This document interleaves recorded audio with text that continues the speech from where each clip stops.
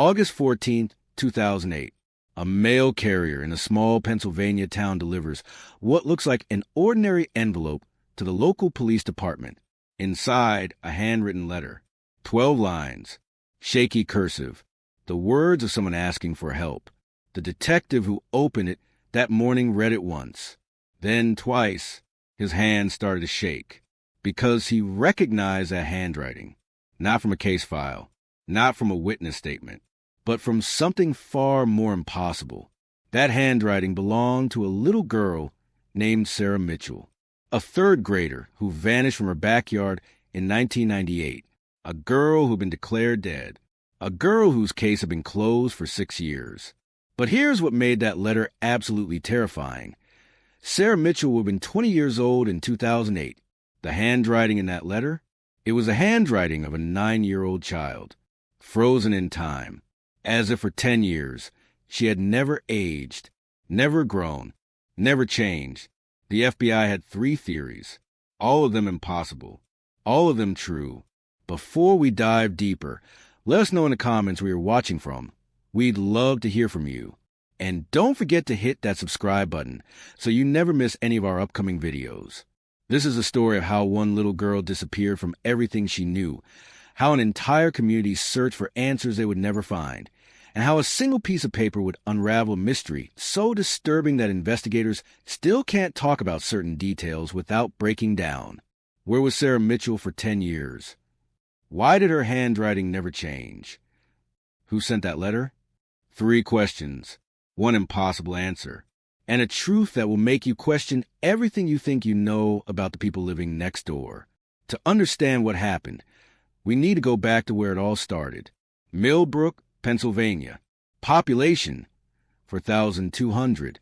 The kind of town where everyone knows everyone, where doors stay unlocked, where children ride bikes until the streetlights come on. Sarah Mitchell was 9 years old in the summer of 1998. 4th child in a family of 5 kids. Brown hair, always in 2 braids. Glasses that were slightly too big for her face. She loved horses, even though she'd never ridden one. She collected stickers. She wanted to be a veterinarian. Her mother, Patricia Mitchell, worked double shifts at the county hospital. Her father, Robert, was a mechanic at the garage on Route 47. Money was tight, but the Mitchells were known as good people, hardworking, the kind of family that looked after their neighbors. Sarah's best friend was a girl named Emma Collins who lived 3 houses down. They had matching friendship bracelets. They passed notes in class. They made elaborate plans about the lives they would have when they grew up, plans that included moving to New York City and opening a bakery together. On August 22nd, 1998, Sarah and Emma spent the afternoon doing what they always did, playing in Sarah's backyard, a 1/4-acre grass bordered by woods on 2 sides. Patricia Mitchell was inside preparing dinner.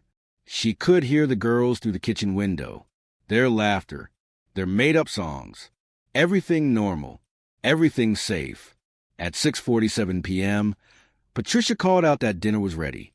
Emma said goodbye and walked home. Sarah said she'd be inside in 2 minutes. She just wanted to finish drawing something in her notebook. Patricia turned back to the stove.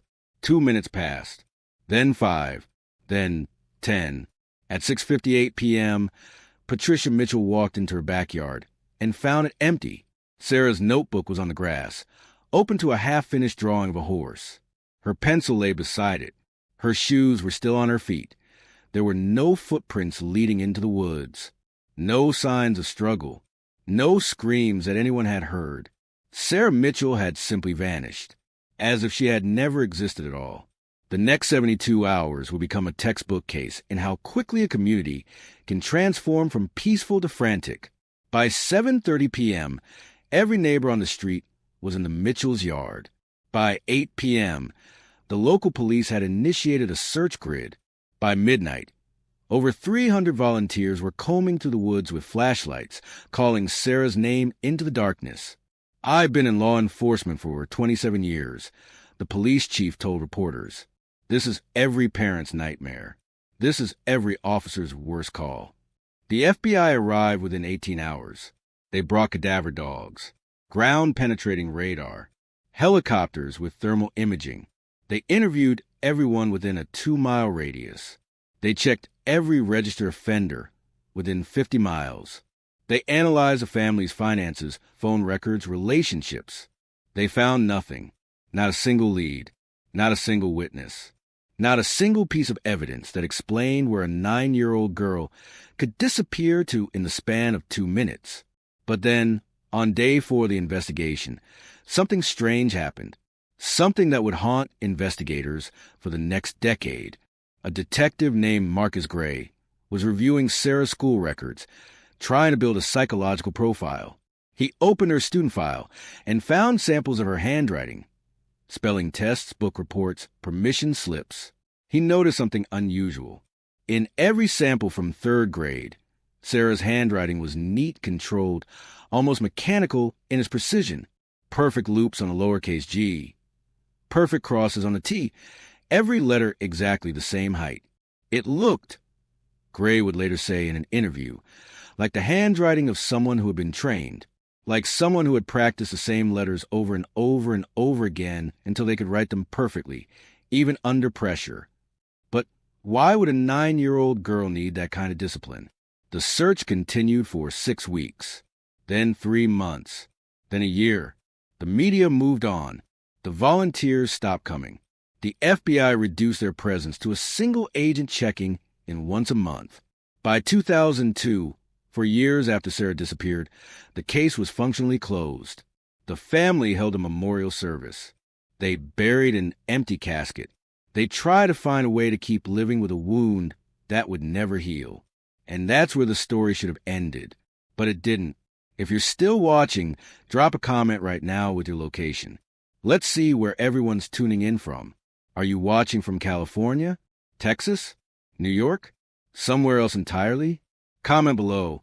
I read every single one.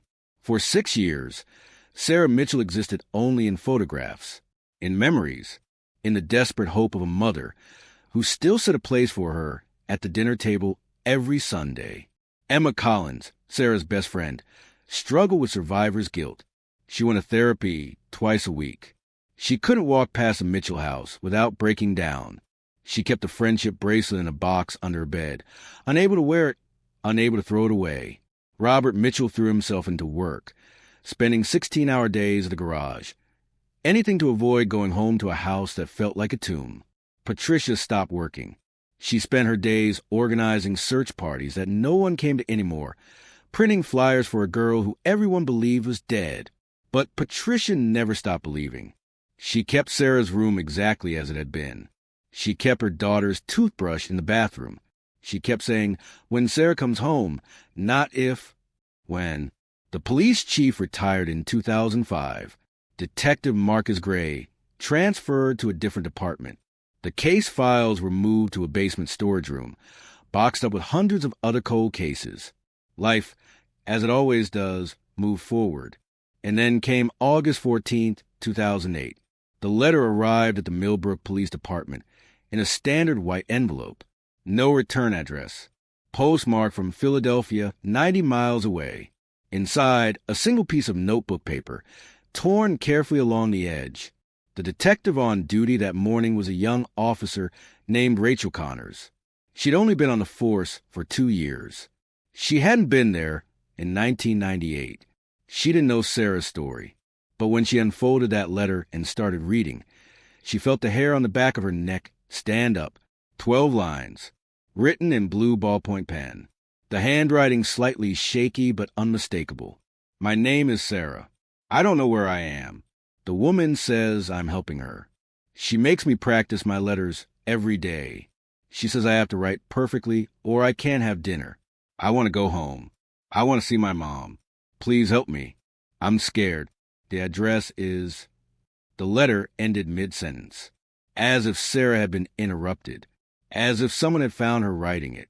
Officer Connors ran to her supervisor's office. Within an hour, the FBI was back. Within 2 hours, they had pulled the old case files from storage. Within 3 hours, they had confirmed what seemed impossible. The handwriting in that letter was an exact match to Sarah Mitchell's 3rd grade writing samples. The same loop on the G, the same cross on the T, the same precise mechanical quality. But here's what made it impossible. Sarah Mitchell would have been 20 years old in 2008. Her handwriting should have evolved, matured, changed. Adult handwriting looks nothing like childhood handwriting. A forensic analyst brought in from Quantico examined the letter for 3 days straight. Her conclusion left the entire investigative team frozen. This letter was written by the same person who wrote these third-grade samples. But based on the pressure points, the letter formation, the cognitive development evident in the writing, the person who wrote this letter in 2008 was still approximately 9 years old, which meant one of two things. Either Sarah Mitchell had been held captive for 10 years in conditions so controlled, so psychologically devastating, that her mind had never developed past age 9, or someone else was writing letters in a missing child's handwriting. Both possibilities were nightmares. The FBI formed a task force within 24 hours. They started with the only concrete clue they had. The letter had been postmarked from Philadelphia, 90 miles from Millbrook, a city of 1.5 million people. Finding one person, there would be like finding a specific grain of sand on a beach. But they had one advantage. The letter had mentioned an address. The problem? Sarah's sentence had been cut off. The address is... They brought in specialists. They used different light spectrums to see if there was indentation on the paper from words written and erased. They analyzed the tear at the bottom of the page. They checked for fingerprints, DNA, anything. What they found changed everything. Under UV light, they discovered something that hadn't been visible to the naked eye. Extremely faint pencil marks on the back of the paper. Numbers. 2847 Har. The rest had been erased, but the impression remained. 2847 Har, in Philadelphia. The analyst pulled up every address in the city that matched.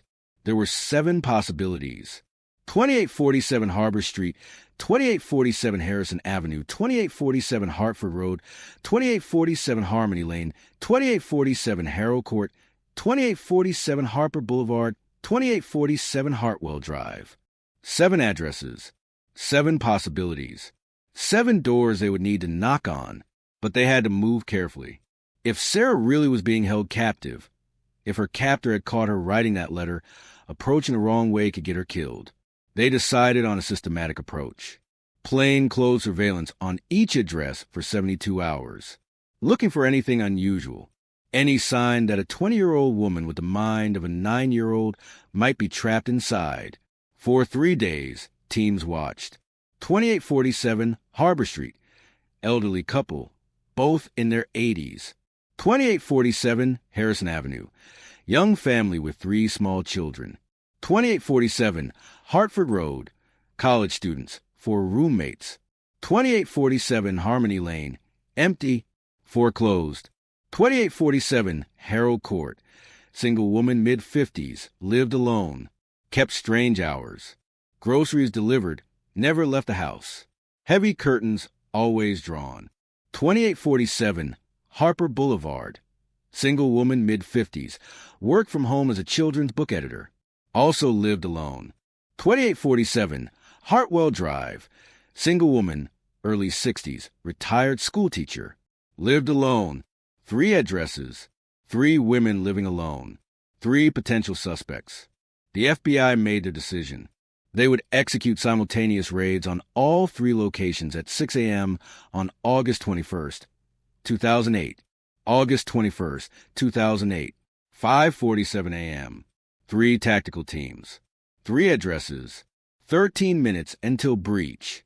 The teams positioned themselves, checked their weapons, reviewed the floor plans one last time. At 6 a.m. exactly, 3 doors came down simultaneously. 2847 Harold Court.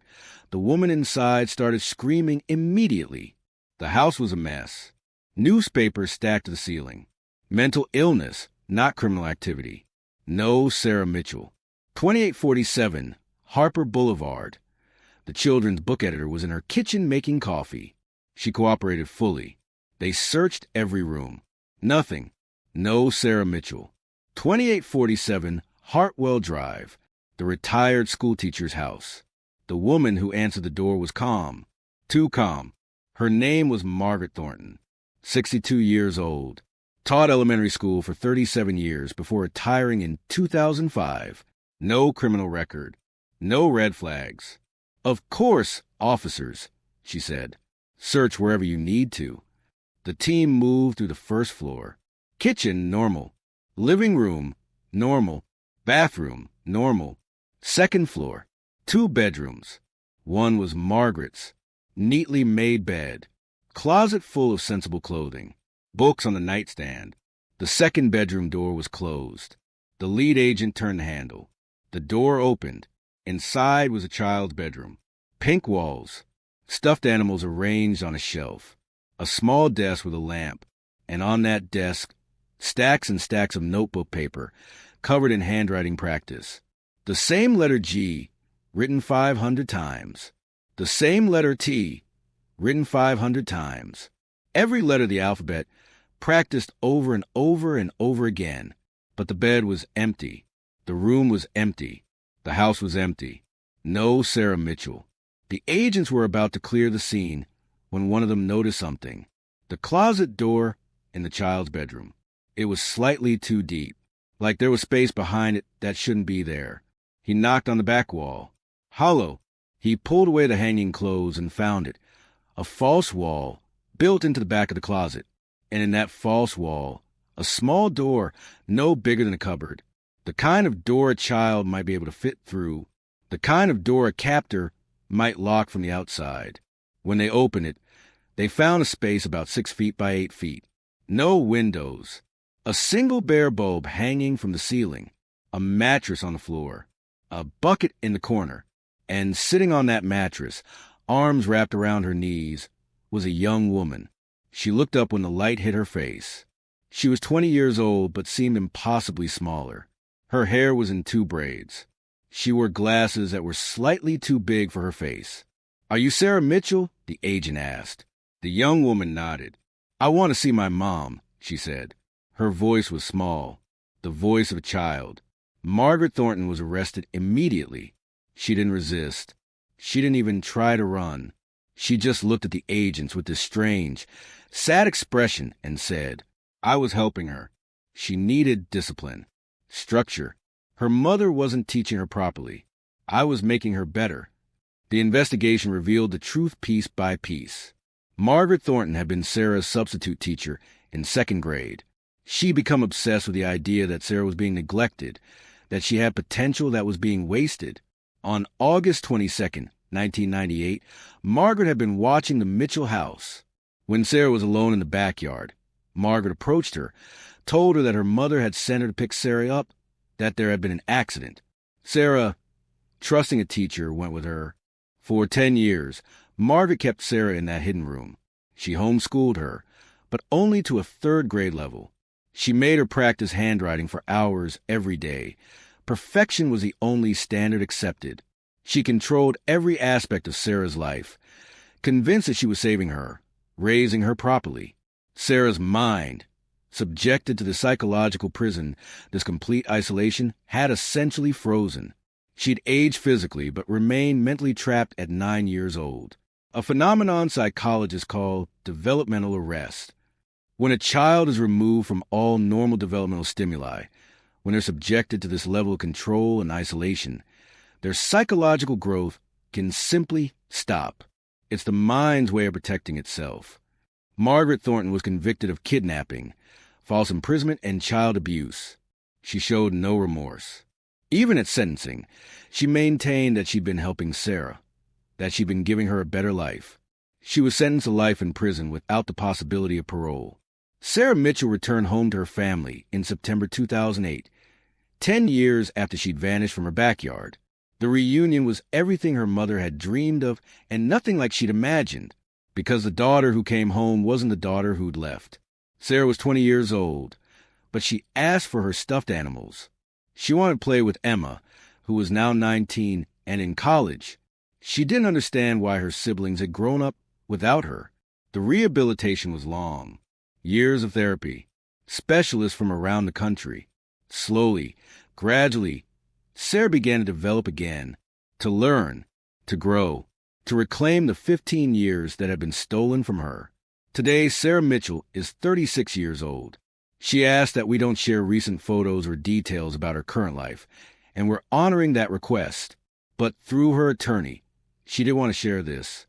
I'm not the person I would have been if this hadn't happened to me, but I'm also not the person Margaret tried to make me. I'm someone new, someone I'm still getting to know, and that's okay. Emma Collins, her childhood best friend, is still part of her life. They meet for coffee once a month.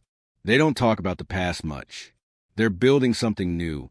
Patricia Mitchell says she got her daughter back, even if it wasn't in the way she'd imagined. I have her, she said in a rare interview. After 10 years of nothing, I have her. That's enough. But here's what haunts investigators to this day. The letter. That letter Sarah managed to write and somehow get into a mailbox without Margaret knowing. They never figured out how she did it. Sarah doesn't remember. That one moment of incredible courage, that one desperate attempt to save herself, remains a mystery. Some acts of survival, it seems, are so profound that even the survivor can't explain them. This case raises questions that don't have easy answers. About who we trust. About what happens in the houses next door to us. About how long hope can survive in the darkest circumstances. So I want to hear from you. What part of this story affected you most? Could you imagine surviving 10 years of that kind of isolation? How do you think Sarah found the strength to write that letter?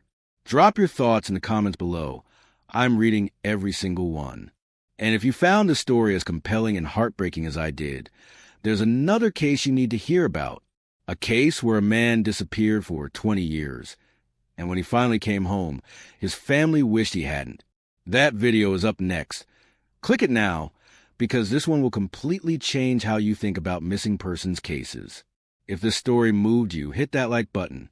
Share it with someone who loves true crime documentaries. And subscribe so you don't miss the next investigation, because we're just getting started. Some people vanish without a trace. Others leave behind just enough for us to find them. Sarah Mitchell left behind 12 lines of handwriting. 12 lines that changed everything.